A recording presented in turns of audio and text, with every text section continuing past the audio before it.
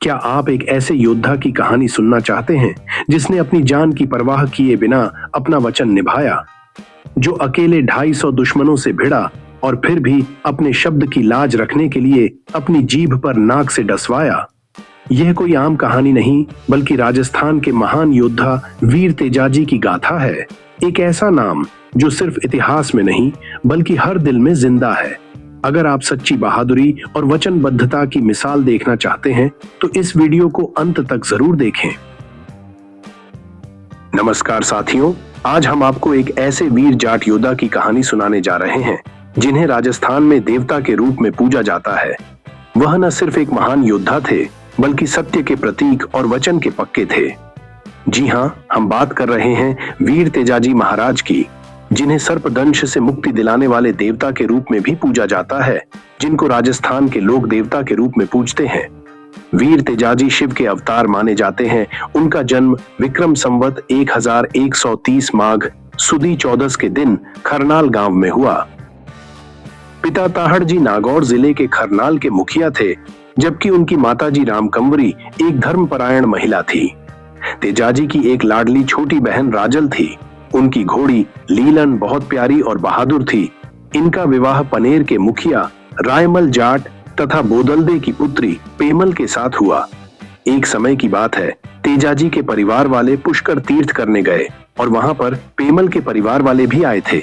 वहीं दोनों में दोस्ती हुई और तेजाजी और पेमल की शादी कर दी। तेजाजी का जब विवाह हुआ, उस समय उनकी आयु मात्र 9 महीने और पेमल 6 महीने की थी। दुर्भाग्यवश शादी के कुछ ही समय बाद उनके पिता और पेमल के मामा में किसी बात को लेकर आपस में लड़ाई के दौरान पेमल के मामा की मौत हो गई। इस कारण दोनों परिवारों में आपस में फूट पड़ गई। विक्रमी संवत 1160 में इंद्रदेव कुछ ज्यादा ही मेहरबान हुए और जेठ आषाढ़ माह में भरपूर बारिश होने लगी। पुराने समय में गांव के मुखिया द्वारा हलोतिया खेती की शुरुआत की रस्म करने के पश्चात ही किसान अपने खेतों को जोतने जाते। दादा बक्सा जी किसी काम से गांव से बाहर थे। तब माता रामकुंवरी ने सुबह के समय तेजाजी को जगाया और हलोतिया करने भेजा। अपने बैलों को संवार तेजाजी बीज उठाकर खेत को चले। पारंपरिक तरीकों में बीजों को उछालकर खेत जोता जाता, पर इस बार तेजाजी ने पहली बार बीज को जमीन में हल द्वारा एक कतार में बुआई करना सिखाया। इसलिए किसान कौम उनको एक महान कृषि वैज्ञानिक व महापुरुष मानती है। सुबह जल्दी उठकर खेत जोतने आए तेजाजी को दोपहर ढलने पर भूख लगने लगी। भाभी बड़े देर से खाना लाई थी। तेजाजी ने नाराजगी जाहिर की तो भाभी ने ताना दिया, आपकी परणाई पत्नी तो पनेर बैठी है, उसे ले आओ, वो जल्दी खाना ले आएगी। यह ताना तेजाजी के घाव कर गया। तेजाजी अपनी माता के पास गए और बोले, माता, मुझे पत्नी को लेने जाना है। मेरी भाभी ने मुझे कड़वे बोल बोले हैं।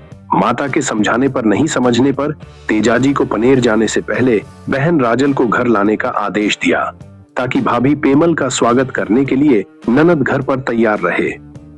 तेजाजी राजल को लेकर घर आए और सीधे पिनेर के लिए रवाना हुए।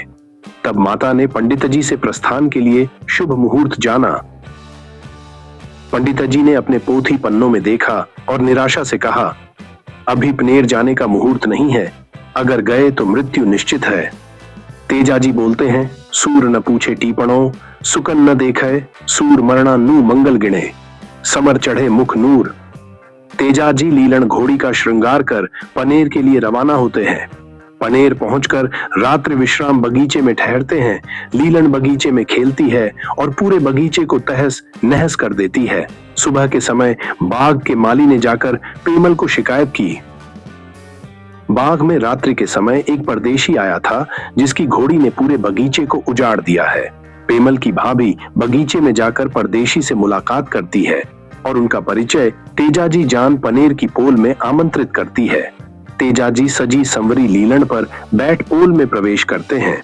उनकी सासू गायों का दूध निकाल रही होती है।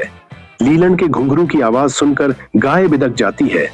सासू क्रोध में आकर अनजाने में अपने दामाद को श्राप देती है, जिसने मेरी गाय बिदकाई उसको काला नाग खाएगा।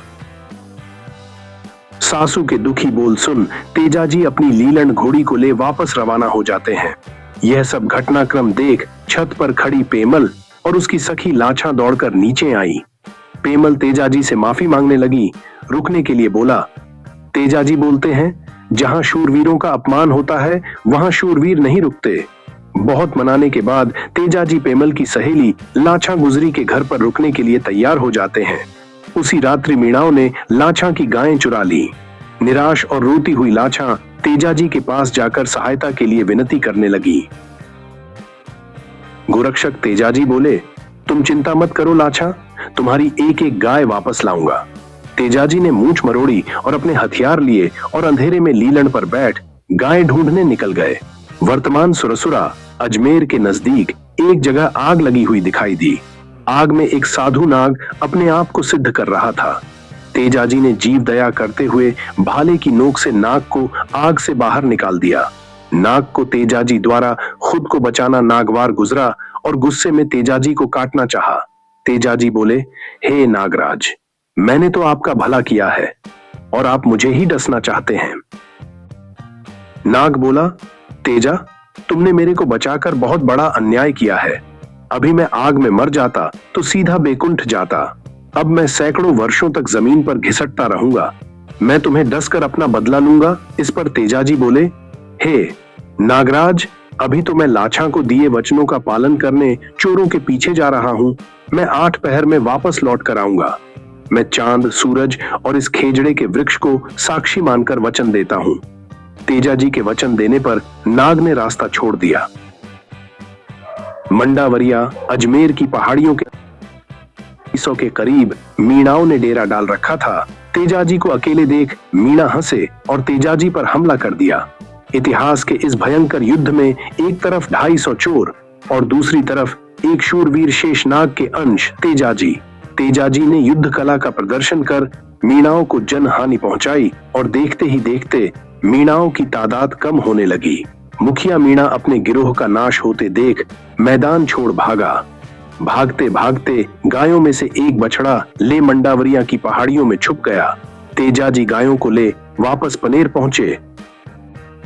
लाछा अपनी गायों को देख बहुत खुश हुई, परंतु एक छोटा बछड़ा काना केरड़ा गायों के साथ वापस नहीं लौटा।